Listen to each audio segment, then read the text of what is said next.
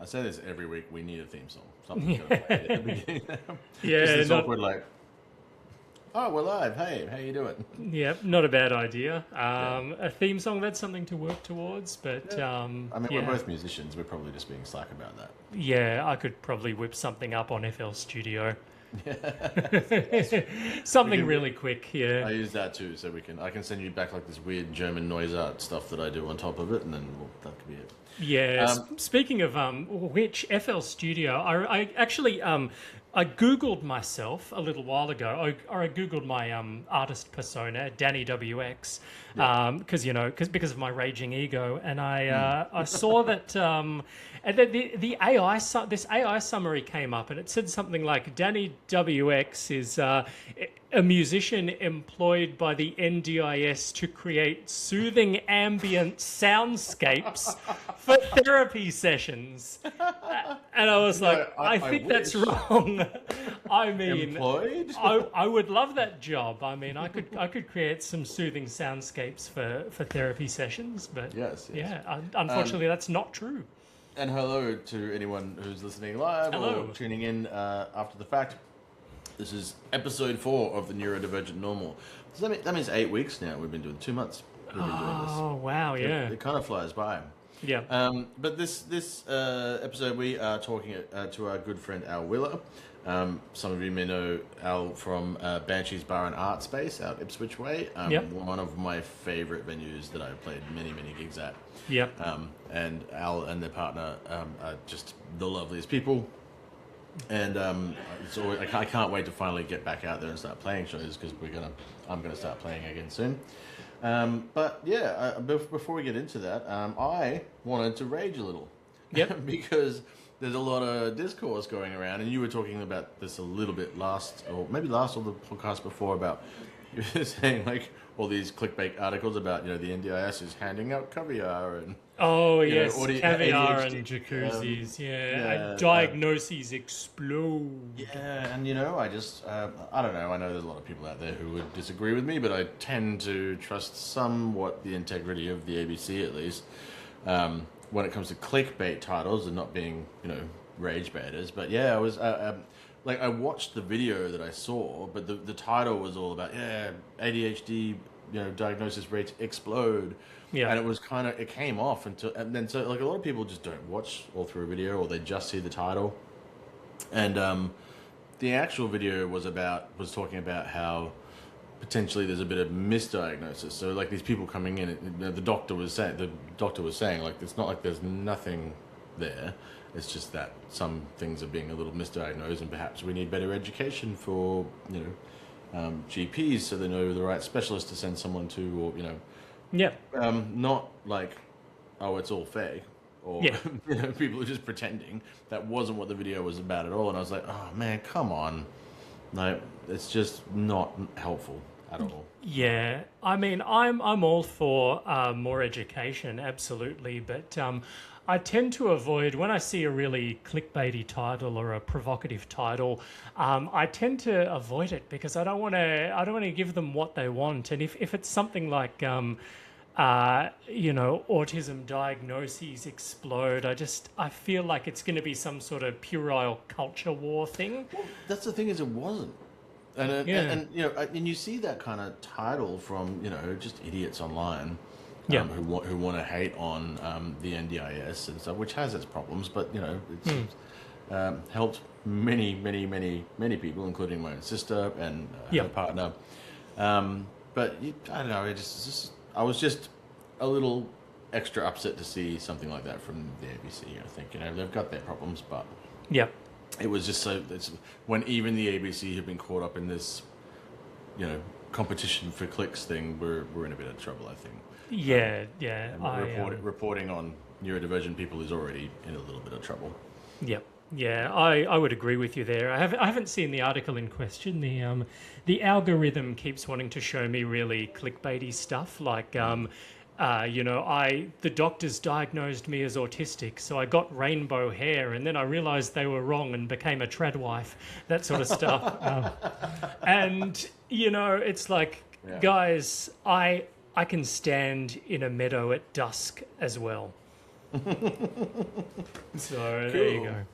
Well, But yeah, before we bring Al in, Al is part of one of my, and I say this about, like, we've spoken to some of our best friends, and they are all in great bands. But honestly, I remember, God, it would have been pre-2010 a bit.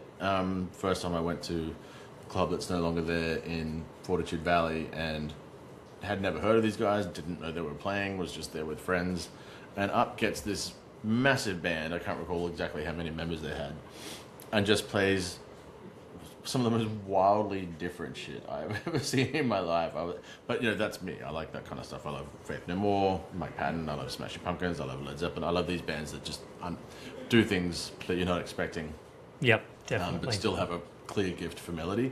Yep. My God, I was just like transfixed the whole time. And sadly, I kind of forget a little bit that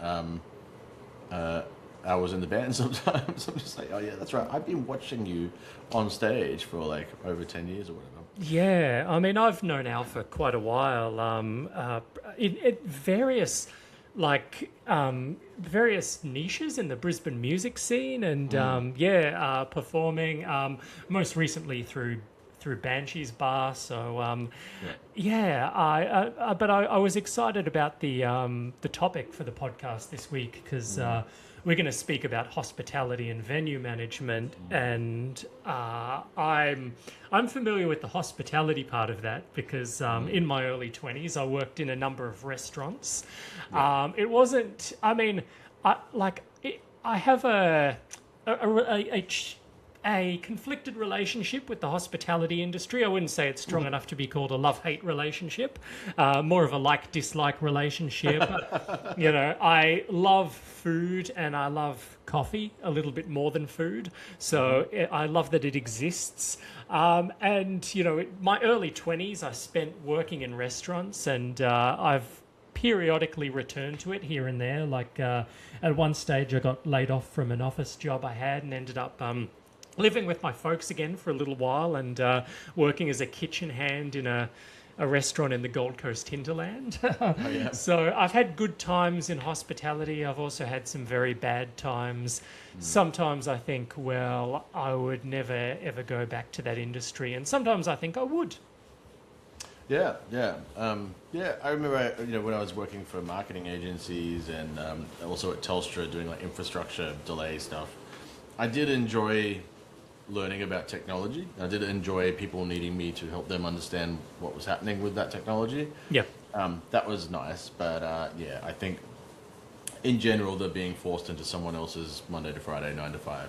You will socialize and you will be pleasant to everyone around you non-stop every week. That did not suit me well at all. Yeah, Anyway. I have heard a lot of neurodivergent people become self-employed or freelance. All three of the people on the podcast tonight. Yeah, exactly. So, Cool. Well, this is a song by LeSuits. We're just going to play it, and then we will bring Al in, called I Drive Naked.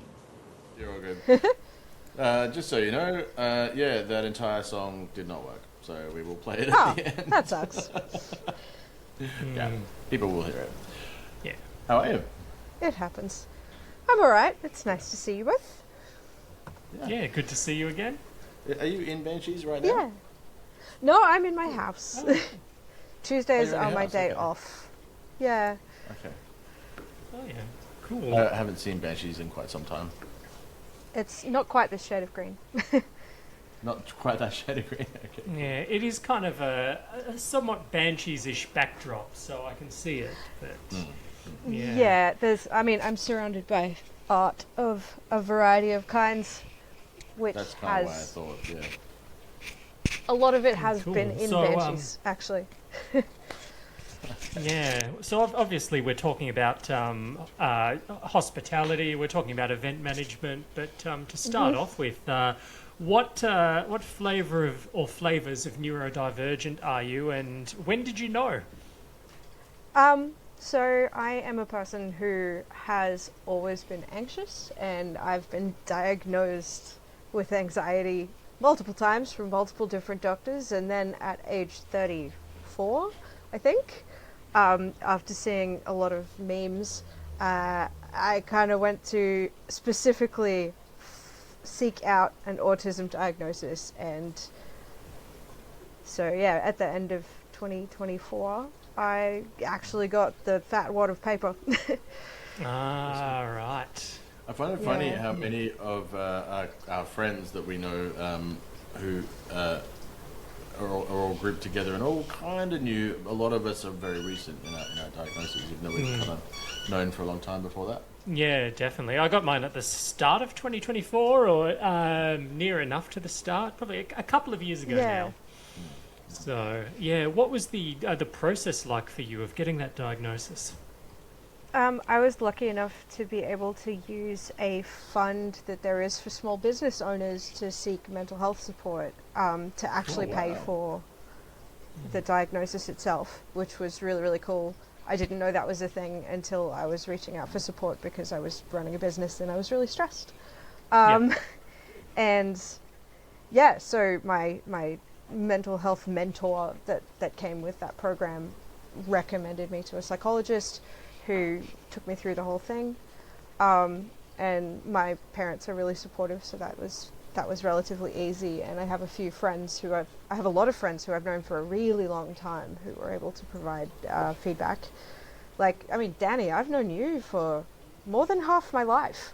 Yeah, which is wild. It's yeah, it's crazy to think about, actually. I don't know how much you want to go into that on the podcast here about the I guess some of the first bands in the local music scene that we both were into.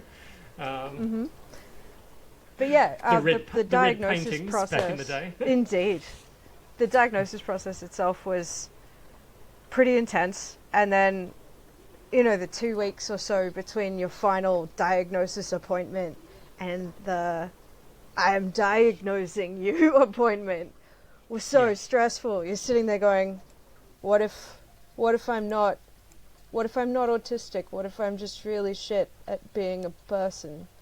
What if I'm neurotypical and just no one likes me for no reason? I remember that anxiousness. Because I mean, you do know, but then you're like, oh god, what if it comes back and I was concerned about that as well. I was like, this explains so much, but what if it's not true? And the problems are actually caused by 25 different things. But But yeah, got the paperwork back expecting it to say, yes, just a little bit autistic. And it was like, no, quite autistic, yes. Same, yeah. Just a smidge. So with the process. hospitality side of things, I don't sort of know this history part, Danny probably does, but did you sort of start in like typical hospitality, like bar work, or did you just find your way into venue management from a completely different background? So my pathway is really strange because I started out, I experienced all of the Centrelink horror of being 18, freshly out of school, being one of those kids who is really good at school and does all of the extracurriculars and has all of the support from the parents to do all of the extracurriculars. So I didn't do any work through school. So I'm freshly 18 and I've moved in with my boyfriend and I can't get Centrelink because my parents earn too much and I can't get a job because I don't have any experience. So I just flung resumes at everything I could get until I got a job, which was at a pizza shop. And then I spent 5 years working in pizza, which is horrible. Don't do it. Oh, really? No. And I left Were you people facing, or? I was in the kitchen just throwing ingredients on stuff and occasionally answering the phones, but not driving. I couldn't drive until I was 26. So I did that all the while playing music, and then ran away, gave up on work basically, and immediately got a job as a music store clerk. So I was working because I volunteered at something, and the woman who had organized the thing I volunteered at, the protest, ran a music store and needed someone to fill a spot, and she liked me, so I did that for another 5 years. Moved to a different store when that one went bust, and then was freed from that world when that one went bust. And then from there I jumped into events work, so I worked at festivals, and that's where I started bartending.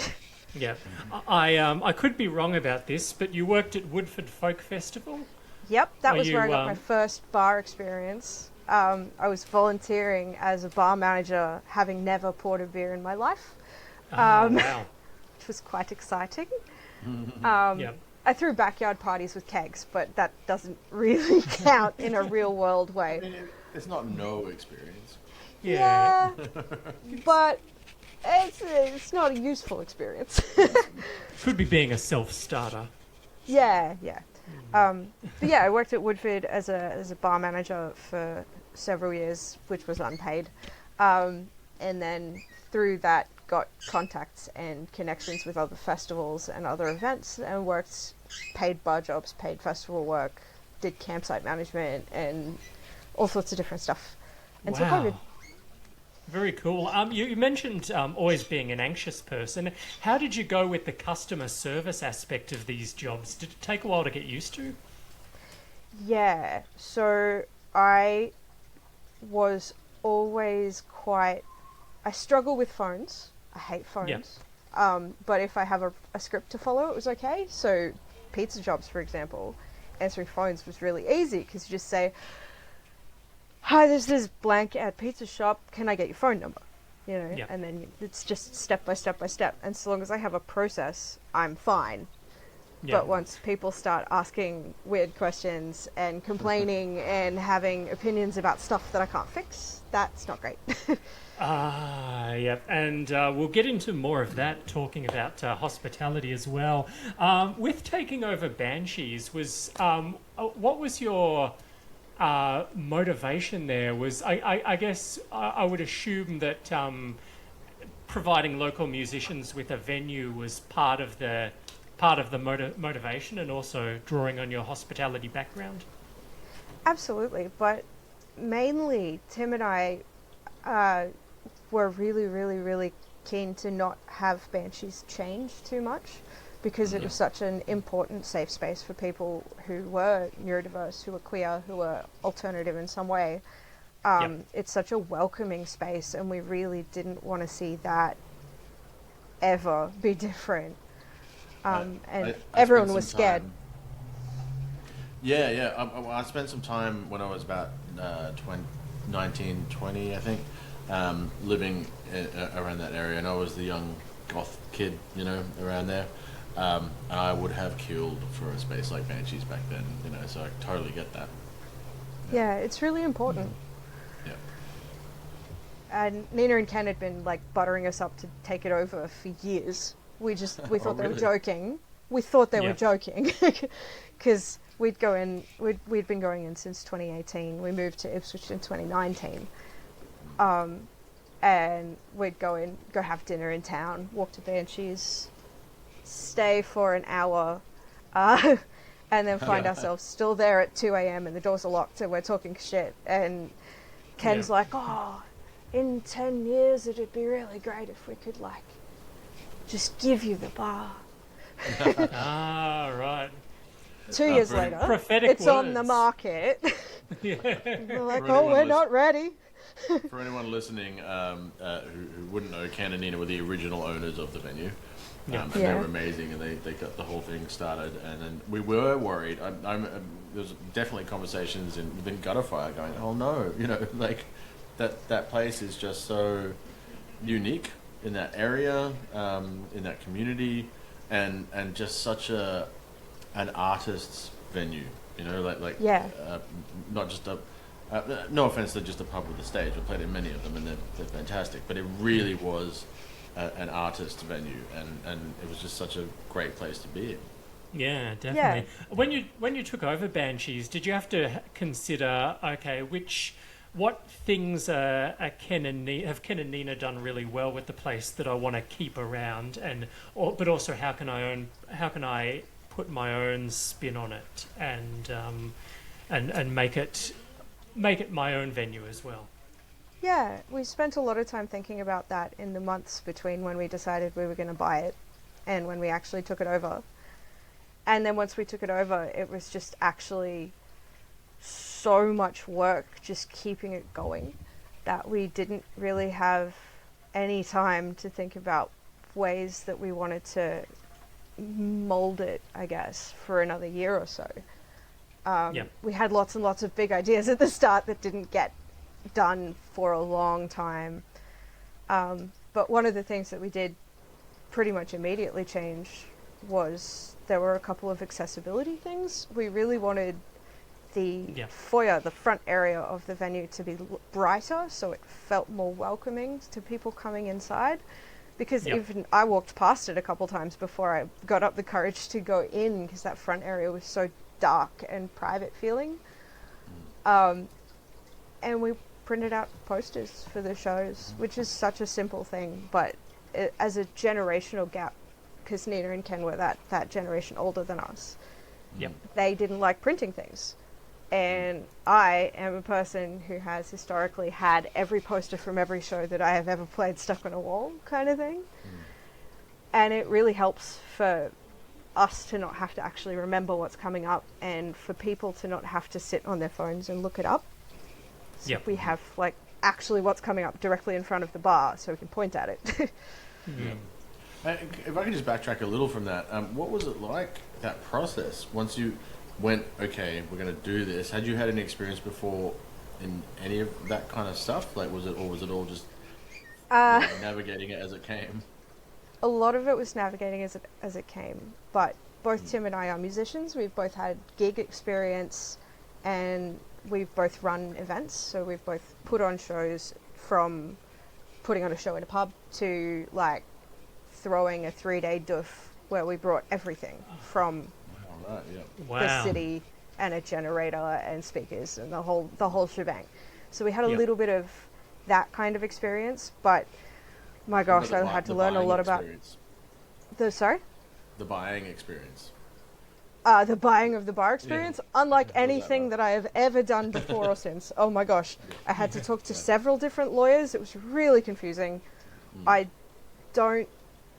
Thankfully, Tim is able to comprehend the really intense kind of paperwork that you have to do this kind of thing. My brain just can't handle that many buzzwords all at once that don't mean the thing that they say, and I find it really difficult to do things like writing grant applications and that sort of really intense paperworky stuff. Were you just like so intent on it once you decided to do it? Yeah, we just made it happen. Yeah. I have heard stories about people taking over bars and suddenly they're working like 80 hours a week and everything's crazy. If that was what it was like for you, how did you manage burnout or manage to not get burnt out? I mean, I didn't manage to not get burnt out. Okay, right. So that was part of the autism diagnosis journey, actually, was that I was just sick. And I didn't know why, and there was no real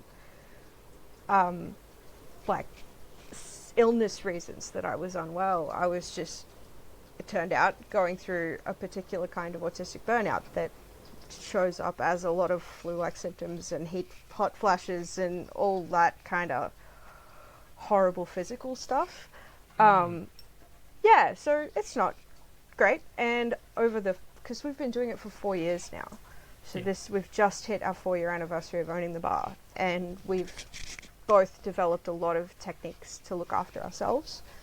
I think I mentioned earlier that Tuesday is my day off. I actively avoid my phone. I try not to check the emails.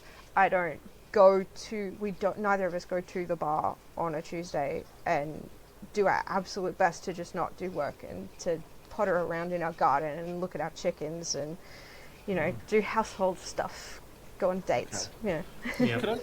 Sorry, can I just backtrack a tiny Yeah. section again? You mentioned a couple of symptoms. Is this? I wasn't aware about physical manifestation of burnout, and everything you just mentioned I've had in the last week. So Yeah. I'm Yep. currently experiencing flu-like symptoms. Yeah, and the Yeah, the so- flushing and the Yeah, it did My ring sec- some bells for me. Yeah, Yeah. I there are times when I've gone through a stressful period in time, and I've gone, why do I constantly feel not sick but not entirely well either? Yeah. So Yeah, that so my definitely- psychologist basically was like, this is all a symptom of autistic burnout, right? I was like, no.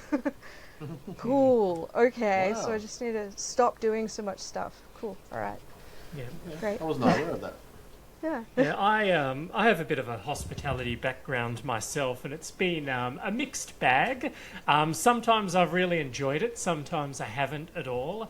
And so I was wondering, in your case, I mean, one of the biggest challenges I always had was dealing with difficult people, like the kind of people who get up in your face and say, "What do you mean I can't have another drink? What do you mean what do you mean I'm banned from this bar? You know, that one's what fun. what do you mean you're calling the police?" I mean, how do you deal with that in the moment without becoming overstimulated? So, in previous workplaces, because I have worked a couple of normal bars before I owned Banshees after COVID, because we all had to get normal jobs briefly. And it was really, really hard when I was working for someone else. And I found it a lot easier when I am where the buck stops, because I know that what I say goes. Like, a lot of my anxiety was around, in that context, was actually around not being able to justify my choices to my employer, and not knowing that I was doing the right thing by my employer, because they don't have systems for every single situation, and I like systems. I work a lot better within a framework if I know that people are going to be judging me. Whereas at Banshees, I know what our standards are, and I can personally uphold them within the framework of the law, which is, kind of the thing that's above me. And that gives me a lot of confidence and stability in my own choices, which I've never had before. I still don't like being yelled at, and when it gets to that point, I have a really interesting, I'll staunch it out response. Like, people get really aggro, and I will respond calmly and clearly until they are gone, and then I will go cry. But Fair somewhere enough. else, away from them. But yeah, if I have to deal with someone, I'll deal with them being shit, and then I will do that very professionally and very politely and very calmly, and then I will go let it all out somewhere else. Yep.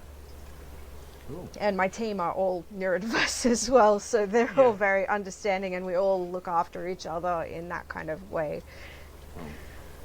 Well, to flip the script a bit, I mean, what do you think that your autism brings to the table? You know, the way that you think differently. There's usually something, that you can bring. And I think there's a lot of autistic people in the workplace, in particular, just because you can see things differently, and often see, pattern recognition and stuff. You can actually see better ways to do things sometimes. Yeah. But you're not often afforded the ability to do that. But you're completely free to do what you think will work. What do you think it has brought that's positive to this place? One of the first things I did when we took over the bar was completely reorganize the back bar. So the shelves with all the spirits on them behind my head at the bar was organized by the old owners chaotically, let's say. I don't know what the system was. Now it's organized by price and by spirit type. So that is just very simple, very easy. And then, like, both of you have played shows under me at Banshees, and you Yeah. will have seen how overly communicative I am about our expectations. Yeah. I have worked really hard to make sure that everyone gets all of the information that they need, because I've recognized what's missing from other places, what other places offer but don't tell you, and what questions I have been asked repeatedly that I feel like I should put in the emails that I send out before the shows. So Yeah, there's that. definitely. And Gotta overly find- communicative works well for me because Yeah. I prefer people communicate more rather than less. Absolutely. Exactly. Yeah. Sorry, Kevin. I know, I was just like, Sorry. gotta keep bringing it up, and I haven't been in for 2 years, but we were like that as a band. Yeah. Every gig we had a group chat with at least one person from every band in that gig. And so we were very appreciative of having a venue that was also like that. It really, Yeah. really made our lives easier. And all the bands we played there with ever would say the same thing, you know? Yeah, and a thing that I do is, again, with structure, our social media is very structured. It doesn't seem it because of the nature of the venue, but I have an actual weekly posting schedule with exactly what happens on every day. That is very, very specific, and I get kind of twitchy if I don't stand by it, but other venues just don't do that. Yeah. They just don't, and I don't know why, but I do. And I've played at some large, well-reputable venues before and not had that level of organisation and us knowing what was happening and when before. So yeah, it's a big win for the artist there, I'm sure. Yeah, Definitely. we try.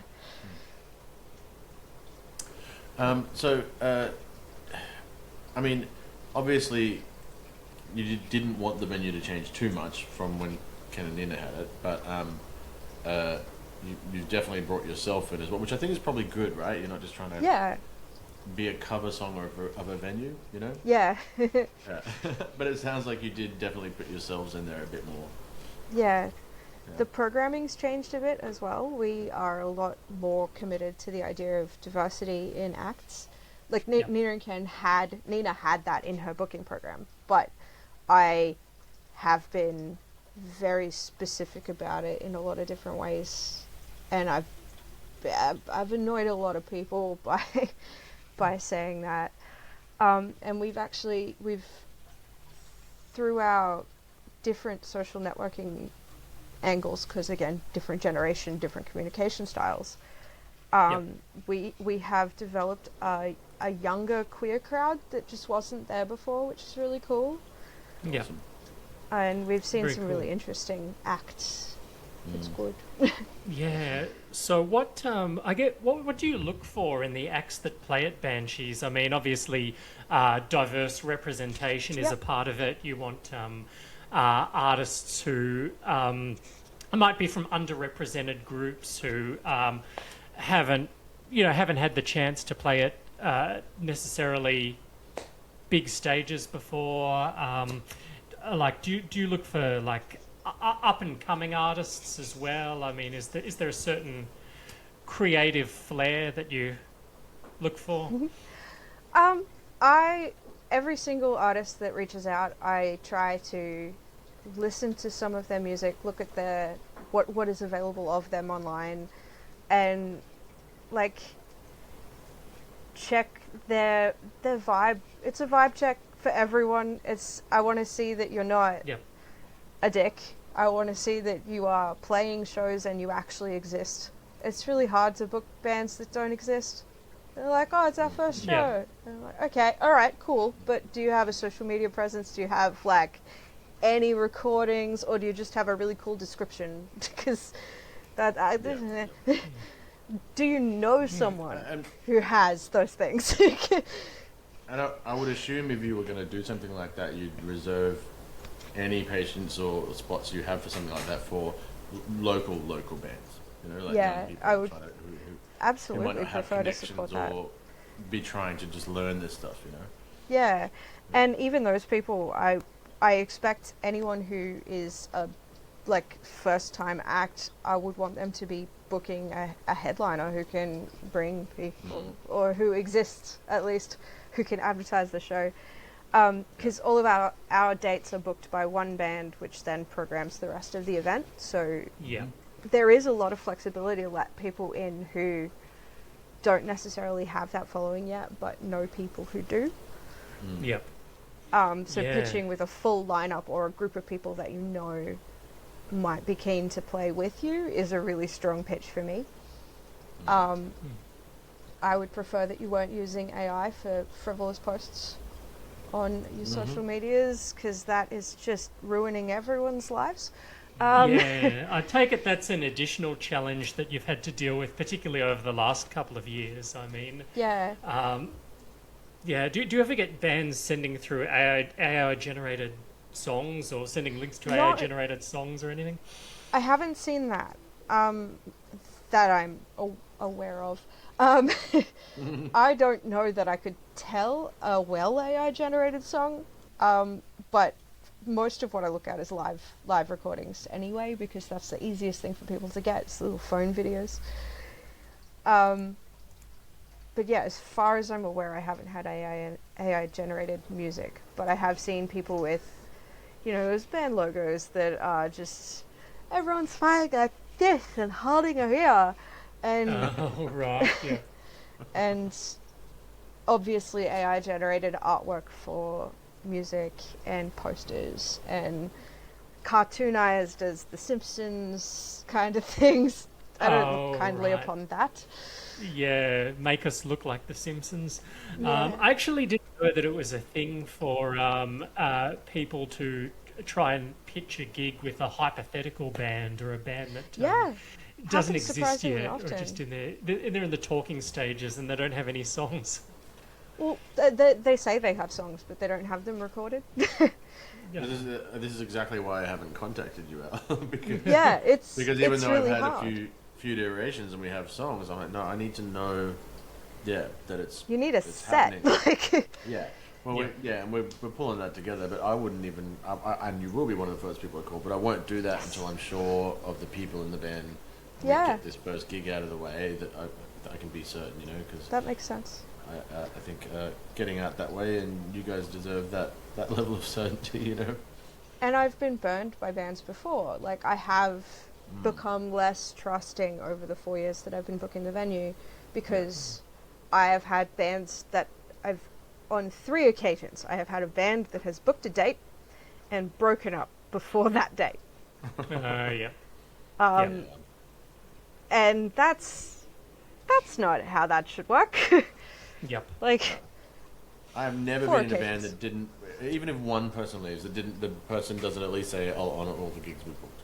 right? You know, Yeah, that's that's just the way- just the way it professional. Yeah. Wow, full on. So, Yeah. I want to kind of get into the other stuff that you guys do. So, I mean, I know Ken and Nina were doing a bit as well. Did the Banjo Club happen through Ken? Or We was had that... it was Ken, and then we had a few after when we were running it. But the Finn who ran the banjo workshops lives in Geebung, which was quite inconvenient for transport. Wow. Yeah. Okay. Yeah, and he got busy. But you have a lot of different little things like that that are so cool.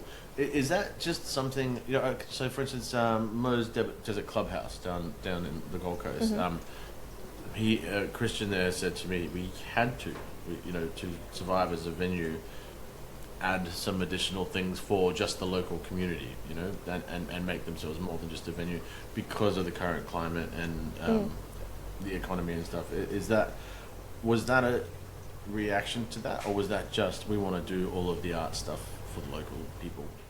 It's definitely more of a we want to do all of the arts stuff. We want to be a multi-arts venue, and it's hard to say that you're that if all you do is music. And a gallery. We do have a gallery. But I love being able to support people doing new and different things that aren't happening in the town, and that's why we do it. We've got you have drag paint and just sip happened. this Saturday. Oh yeah. But it Sorry, also just happens to drag help paint you with and the other sip. things as well. Yeah. Sorry, Danny. Yeah, I was going to say because you've done so much. I mean, you've done the banjo workshops, uh, art exhibitions. I think karaoke nights and open Oh mic yeah, nights as well. so much fun. And I think the event you said you've got coming up was drag paint and sip. Yep, this Saturday afternoon with Tarzan, cool. who is a strong Cool. woman. Excellent. Awesome. And That's yeah, a regular event, or? it's every couple months, yeah. Oh, At yeah, the moment. cool. With we've- these we've- events, sorry, you go. Yeah, we've got another regular art event that happens approximately monthly called Art Jam, which is just a collaborative art session. So we bring out a bunch of supplies and paper and cut up magazines and stuff and just make things. It's really cool.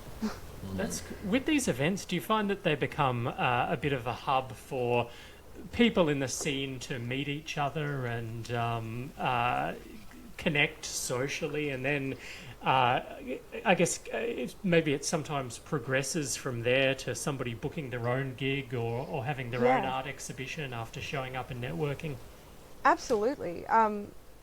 We have seen it time and time again, particularly at open mic, where people will come up and play their open mic set, and I'll go, "Oh, I heard that when you applied to play at the venue 2 weeks ago. Cool. Oh, Yeah. hi, how are you? Nice to meet you." It's a really good way of showing up and showing that you exist and can do what you say that you can do on the internet, you know? Yeah. And networking with the open mic crowd and the karaoke crowd is a really good way of developing people who will come support your band when you play later. And I've seen that work for people as well. It's really, really cool. Awesome. I said, nothing negative about Ipswich. I lived there. I love it.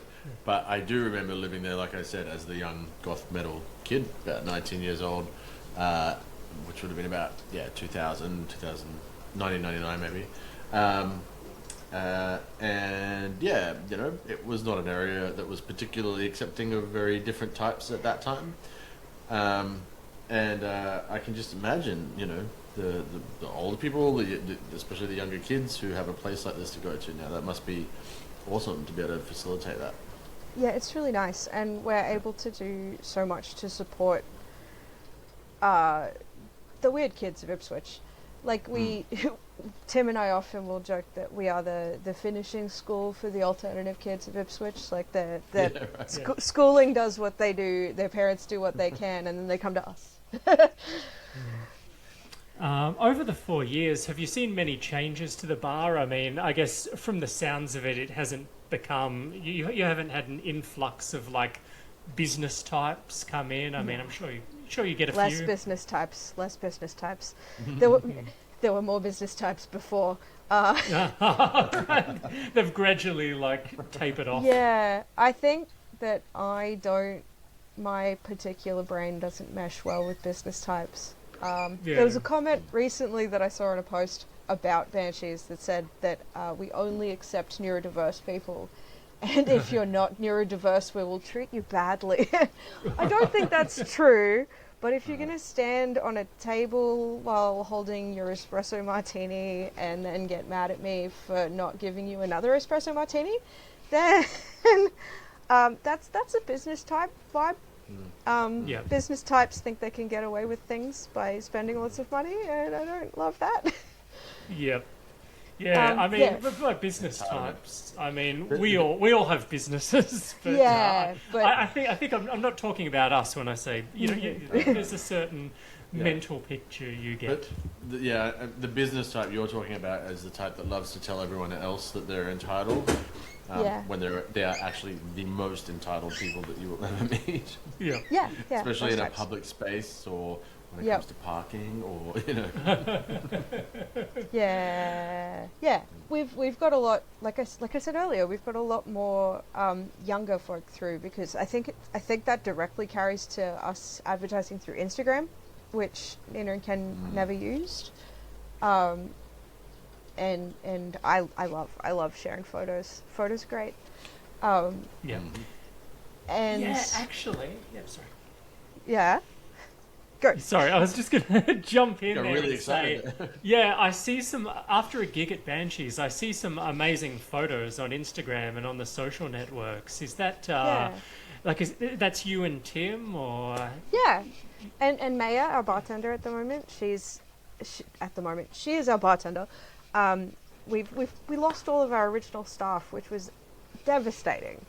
In the same couple of months, it was really, really hard because we love them. They're like family, and it wasn't bad. It was all just life-changing things. And Yep. both Rach and Alexis, who worked for us from the beginning, had been with Banshees for longer than Tim and I had, so it makes sense that at some point you're just like, I can't do this anymore. Yeah, But time yeah, for change, as yeah. they were part of the personality of the place, and it was really, really hard to lose them and just contemplate changing. But we've got Maya now, who is she's got a fine arts background, so she's running our gallery for us, and she takes some of the photos. And it's mostly me, other than that, because Tim is very busy on the sound. Yeah. What's your process after you lose someone who's so much a part of the identity of the place, and you've worked so hard on the identity of the place? How did you go about reaching out to find the right person? Conveniently, we didn't have to reach out too far because we have this network of people who are part of the family of Banshees, right? And both of the people who now work with us have been around forever, and Maya had been my backup bartender for some time, so we just sort of slotted her in. And hosting karaoke now with us is it's me every second week. So this week, if you come to karaoke, I will be there, and next week, if you come to karaoke, it will be Mel from the Snouts. Oh, nice. Yeah. I gotta say, man, it's been sorry, man, but I've been. I'm non-binary. I take all kind of uh, friendly terms. I don't even mean a gender when I say that. I'm from the 90s. Yep. But Me too, but, it's It's gender neutral, man. Yeah. But man, I have missed Banshees so much, and it's just sad because I've moved far on the north side now, so Yeah. I'm in Moreton Bay. Yeah. I just wish I could just duck down, you know. I haven't even. If been able to only come out one and have could a drink, you know? teleport, right? Yeah. But I can't wait to No. get back out there. Can't wait. We can't wait to see you. Yeah. Oh man, I gotta. You know, it was just. You know, being a neurodivergent person in a band playing at a venue owned by neurodivergent people, it was just immediate love at first sight with the venue. It was just Yeah. like, yes. All of You the could gigs see here, it. please. Even though And I was feel like that someone is- who was on the tables once or twice, but that was. Oh, part of that's the fine. performance. You're okay. You're not throwing drinks around. It's all right. Or wearing high heels on a table without checking with me first. Ooh. I just don't want people to fall down and break their necks. That would be bad. I don't want to do that paperwork. Yeah. Yeah. Yeah, I mean, I'd check with you first. I don't want to damage the table or Yeah. anything. Yep. And the answer is usually yes if you ask. Well, and I did, yeah. So Yeah, exactly. It's all about consent. yes. Actually, that is a thing that we did that some people think. Well, some people were like, "Oh, why did you bother doing that?" Is I wrote up and I printed out the house rules of Banshees, which are things like, don't be a dick, you know, and consent is everything. If it's not a yes, it's a no. Don't touch people. Yep. Then at least you can, know, just- if they pretend not to see it, you can be like, "Don't make me tap Point. the sign." Yeah, signs are for pointing at. Yeah, because you do get people at gigs who are way too touchy-feely, so Yeah. definitely good to crack down on that. And to be able to say that, look, this is not a place where that is okay. We are a neurodiverse crowd. We are a crowd with trauma. And just because you are friendly and want to give someone a hug doesn't mean that they are able to take that, even if you mean it well. Yeah. We want everyone to be safe. Yeah. I'm sure people have noticed at this point that I'm ducking off camera here and there. I just don't. I'm sick and I don't want to blow my nose in front of the camera. Yeah, fair enough. Yeah. God. It's and you know I didn't even really realize at first. Like I just thought, oh, this is the best run venue I've ever been in. Didn't realize that it was the most neurodivergent friendly bar that I've ever been Yeah. in as well. You know? And Yeah. I figure providing accessibility from a neurodiverse point just provides extra information for people who aren't. Yep. Like, Yeah, if you're giving enough definitely. information for me to book a show, because I am my target market, really, I need to be told things, please. Yeah. And if I'm giving me enough information, then I'm giving most people too much information, and there's nothing wrong with that. Yep. Totally. I wanted to touch briefly on your own musical background. I mean, you're in LeSuits. Yes, I played the trumpet. Which other bands have you been in? And I guess what's Oh, your gosh. history with LeSuits as well? I've been playing with LeSuits since 2009. Oh, So, wow. yes, that is a long time. We went through I a was phase right of being about. very... I was right about when I thought you started playing because I saw you early Yep. on. Yeah. Yeah. The boys started playing together in 2007 when they were in high school, and I joined in 2009. And it's been the same core group almost ever since. We broke up for a bit when the drummer and bass player both moved to the UK, and then the drummer came back and went, "Hey, can we do some gigs?" And so we, asked for the permission from the bass player to give a Wiggles contract to whoever replaced him, so that if he ever wanted to come back, we could just kick them out. And have done sporadic gigs again ever since. So we had one last year, and we have one that is unannounced at Banshees in August Oh. Mysterious. with the snouts.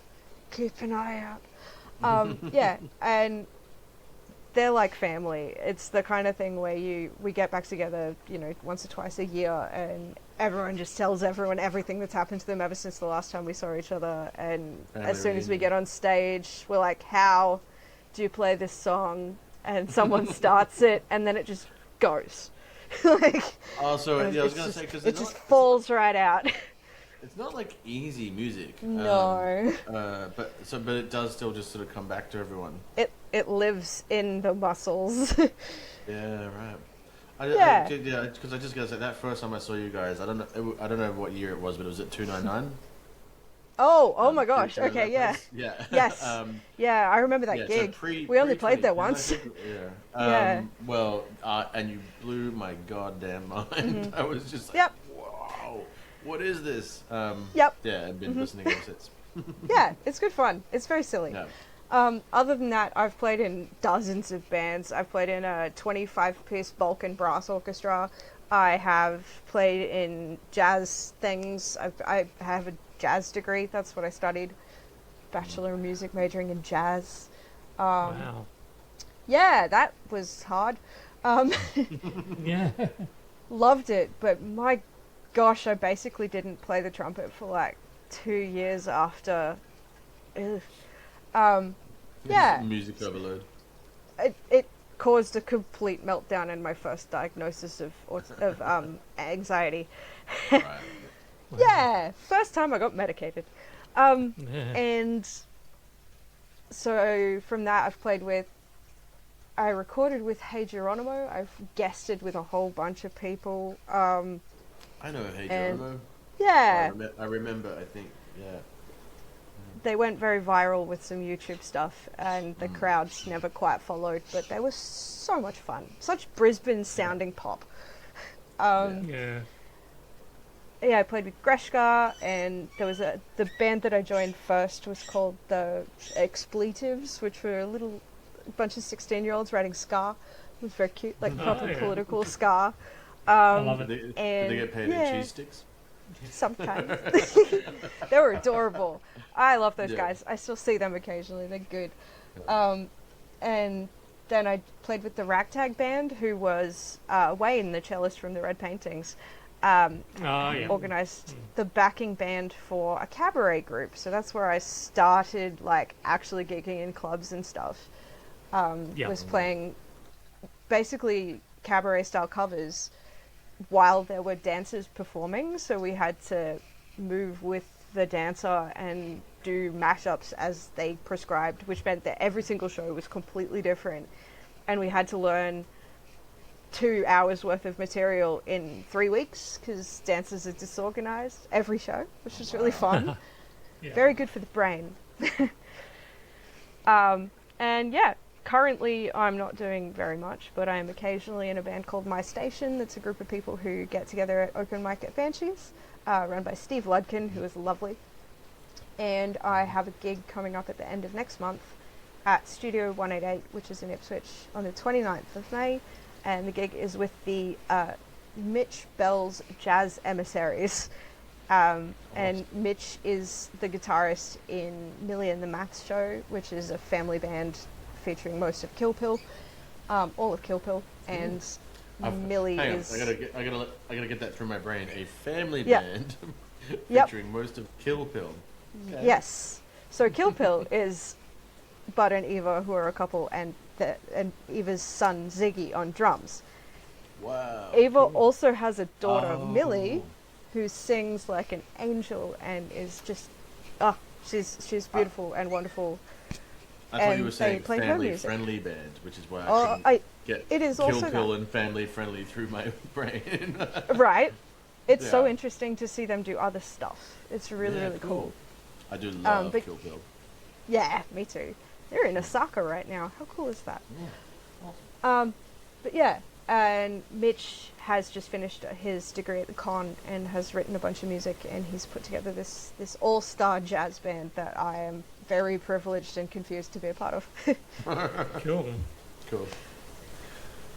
Well, I guess last little thing. What is coming up at Banshees? What are you excited about? What do you want the people to know about?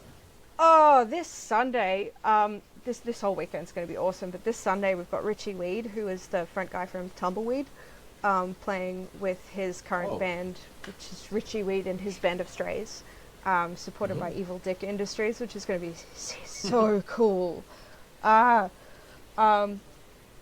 we've got a monthly sea shanties and folk thing going on that's really lovely, organised by the Salty Sirens, who are a lesbian sea shanty duo.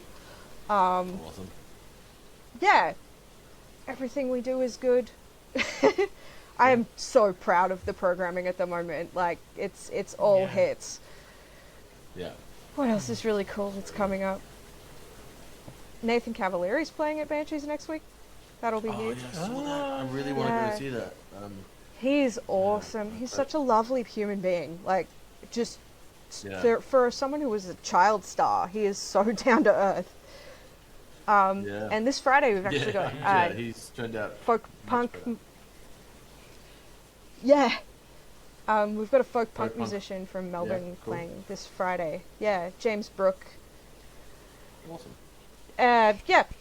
Honestly, just check the website. There's lots of stuff. It's all good. Viper Snatch are coming back. I love them.